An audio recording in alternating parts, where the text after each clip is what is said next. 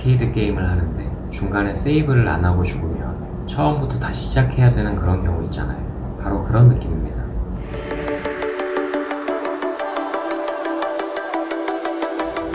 안녕하세요. 마음심TV 고원장입니다.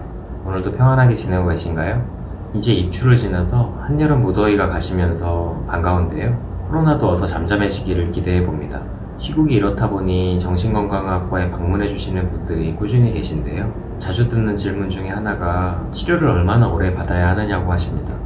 답이야 물론 사람과 가지고 있는 병에 따라 모두 다릅니다. 그럼에도 개인의 치료가 좀 더 빨리 되거나 지연되는 것은 치료 과정을 어떻게 보내느냐에 따라 많이 달라져요.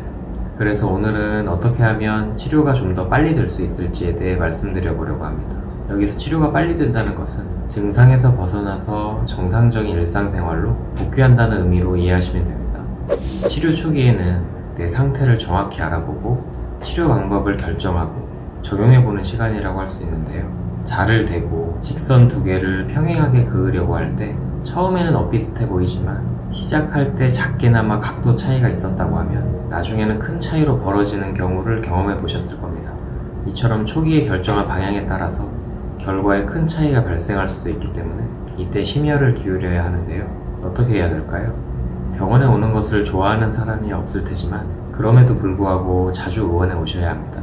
자주라고 하는 것은 적어도 주에 1회 이상을 말씀드리는 거고요. 정신건강의학과 치료는 대화를 통한 것이기 때문에 초반에 치료자와 안정적인 신뢰관계 형성이 중요합니다. 초기에 자주 내원하면서 치료 관계를 쌓아갈 필요가 있고요. 그러면 동시에 진단을 구체화시키는 작업을 진행하는 것이 한결 수월하게 됩니다. 진단이 정확해질수록 거기에 알맞은 치료 세팅을 해드릴 수 있게 되고요.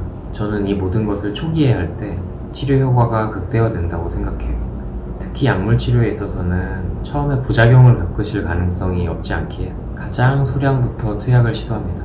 예를 들어 대표적인 항우울제 중 하나인 렉사프로가 최대 치료 용량이 20mg이라고 하면 저는 2.5mg부터 시작을 하고 있는데요. 소량이란 치료 효과를 보기에는 모자랄 수 있기 때문에 부작용과 효과를 면밀히 보면서 점차 증량하는 과정을 거치게 됩니다. 약이 치료 효과에 도달해야 효과를 보는 것이기 때문에 증량하는 텀을 길게 가져가면 그만큼 효과를 늦게 볼 수 있다는 말이 되죠. 심심치 않게 보는 안타까운 경우들이 있는데요. 다른 병원에 다닌 적이 있다고 하시며 한두 달치 약을 타고 싶다고 하십니다. 물론 기존의 투약으로 증상이 잘 조절되고 더 이상 약 조절이 필요 없을 정도로 잘 맞춰진 상태라고 하면 동의할 수도 있습니다. 하지만 대개 약물 치료가 중단된 상태로 증상이 악화되어 오시는 것이거든요. 그렇다면 어느 정도는 치료의 초기 과정을 재현하여 다시 맞춰나가는 절차가 필요합니다. 대개 정신건강의학과에 처음 내원했을 때는 진단에 대해 별 이야기를 듣지 못하는 경우가 많습니다. 몇 가지 이유가 있는데요. 정신건강의학과 질환의 진단 기준에는 증상을 겪은 기간에 대한 명시가 대부분 되어 있는데 이 기간에는 미치지 못하는 상태로 내원하였거나 아니면 현재는 이 질환이 확실해 보이는데 시간이 지나서 다시 보니 다른 증상들을 발견하게 되면서 병명이 달라지는 경우도 종종 있거든요. 또 환자분에 따라 진단을 나인으로 느끼시는 경우도 있고요. 이처럼 진단을 내리는 것은 조심스러운 일입니다. 그래도 어느 정도 경과를 보다 보면 어떤 질환의 가능성이 높은지에 대해 언급을 들을 수 있는데요. 그렇다면 그때 알게 된 병에 대해 자세히 알아보려고 하셔야 합니다. 남을 알고 나를 알면 백전백승이다 라고 했는데요. 여기서 남은 질환, 나는 나의 심리나 성격이라고 할 수 있습니다. 단기적으로는 질환, 더 장기적으로는 나의 성격과 심리에 대해 잘 알아나가고 보완책을 연구하다 보면 점차 회복되어 더 건강해지는 방향으로 가게 됩니다. 질환에 대해 정보를 파악하는 방법은 크게는 인터넷 검색과 책을 통할 수 있습니다. 우선 인터넷 검색을 말씀드려보면 네이버나 구글에 질환에 대해 검색을 해볼 수 있고 제가 올리는 것처럼 유튜브 영상을 참고할 수도 있습니다. 정보도 아주 많고 금방 찾아볼 수 있어 손쉽죠. 하지만 여기에 함정이 있는데요. 인터넷에 퍼져있는 정보들이 워낙 많기 때문에 도대체 어떤 내용을 믿어야 할지 알기가 어렵습니다. 사실이 아닌 내용이 있기도 하고 극소수의 경험이 마치 일반화되는 것처럼 왜곡되어 있기도 합니다. 그래서 정보의 바다에서 혼란스러우시다고 하면 책을 이용하시는 게 더 좋을 수 있습니다. 해당 분야의 전문가가 쓰고 내용이 좋다고 정평이 나 있는 책들을 참고할 수 있죠. 제가 대표적으로 권해드리는 책들 중에는 우울증 환자분께는 오늘 아내에게 우울증이라고 말했다, 죽고 싶은 사람은 없다, 공황 공황장애 환자분께는 굿바이 공황장애, ADHD 환자분께는 실수투성이 당신, 성인 ADHD가 있습니다. 주의할 점은 이렇게 알게 된 정보들을 자신만의 해석으로 결론 짓지 마시고 마지막으로 치료자와 더블 체크하여 확인받은 후에 내 질환의 치료에 적용을 하려고 하셔야 합니다. 여러가지 정보들의 진위 여부, 신뢰성, 시기별 치료의 우선순위 등의 복잡한 내용에 대해 전문적인 교육을 받고 임상적으로 경험해온 사람들이 바로 여러분과 만나는 정신건강의학과 전문이기 때문이죠. 정신과 상담은 진료실에 와서만 가능하지만 매일매일 집에서도 치료받을 수 있는 방법이 있습니다. 바로 약이죠. 치료 효과를 보려면 적절한 약이 적절한 용량으로 사용되어야 하는데요. 사람의 몸이 로봇이 아니기 때문에 모든 과정은 섬세하고 점진적이어야 합니다. 약물이 체내에 머물면서 적응이 될 시간도 필요하고요. 약 사용의 기본을 말씀드리면 이렇습니다. 소량부터 시작해서 부작용을 살펴보면서 점진적으로 증량을 하고 부작용이 심하다면 다른 약으로 교체를 하고 효과를 충분히 보고 있는 용량을 찾아서 유지하고 불필요한 약들을 제거하는 순서가 되죠. 이런 일련의 과정을 유지하려면 단서 조항이 붙습니다. 바로 약을 매일 잘 복용할 것이라는 점이죠.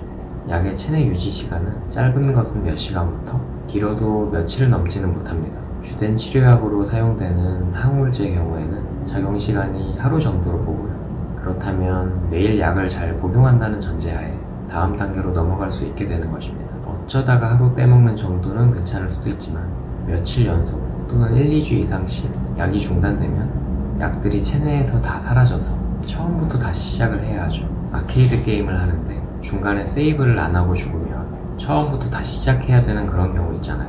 바로 그런 느낌입니다. 투병 기간을 단축하려면 약을 매일 잘 드셔야 합니다. 그렇다면 정신건강의학과 치료가 약만 먹고 있으면 끝나는 것이냐? 그렇지가 않습니다. 정신건강의학과 치료만큼 자신의 노력이 필요한 의학적 치료도 드뭅니다. 정신과 질환에 대한 이해가 부족한 분들은 의지와 정신력으로 이겨내라고 하는 말을 많이 하시는데 아주 틀린 말은 아닙니다. 다만 혼자 나아질 의지가 아니라 치료받고 회복해 나갈 의지가 중요하죠. 치료에 있어서 적극적인 태도라는 말은 나에게 맞는 치료자를 찾고 치료 초기에 자주 병원에 방문하고 매일매일 약을 잘 먹고 치료에 방해되는 행동을 하지 않는 등 나의 의지로 적극적으로 치료받고 회복해 나가려는 태도를 뜻합니다. 치료 초기에는 병원 방문에 우선순위를 둬야 합니다. 그러다가 조금씩 회복이 되어감에 따라 하루 루틴을 찾으려고 하고 입맛이 없더라도 식사를 제때 정량 챙기려고 하고 운동이나 산책 등의 신체 활동을 덧붙여 보는 거예요. 또 나의 현재 한계보다 조금씩 어려운 일들을 해보는 것입니다. 공황장애에서는 미리 준비된 상태로 더 증상이 쉽게 생길 것 같은 상황에서 견디어보고 대인관계에서 잘 안되는 부분들이 있으면 새로운 대처 방식을 잘 알고 연습하다가 실전에 적용해보는 그런 것들입니다. 뇌경색 환자의 재활훈련을 떠올려보세요. 아프고 잘 움직여지지 않지만 땀 흘리며 노력하는 만큼 더 빨리 나아집니다.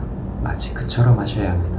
오늘은 정신과 치료가 빨리 되는 방법 4가지, 초기에 자주 내원, 내 질환 잘 알기, 투약 유지, 적극적인 치료 태도에 대해서 말씀드렸는데요. 이야기 드린 대로 초반에는 대부분의 경우에 약의 효과로 시동을 걸게 되지만 이후에 관성을 붙이고 선순환을 시키는 것은 치료받는 분과 치료자가 함께 부단히 노력해야 하는 부분입니다. 바로 이런 내용들을 상담해 가시는 거고요. 이처럼 해야 약을 최소화하거나 중단하는 과정도 가능해집니다.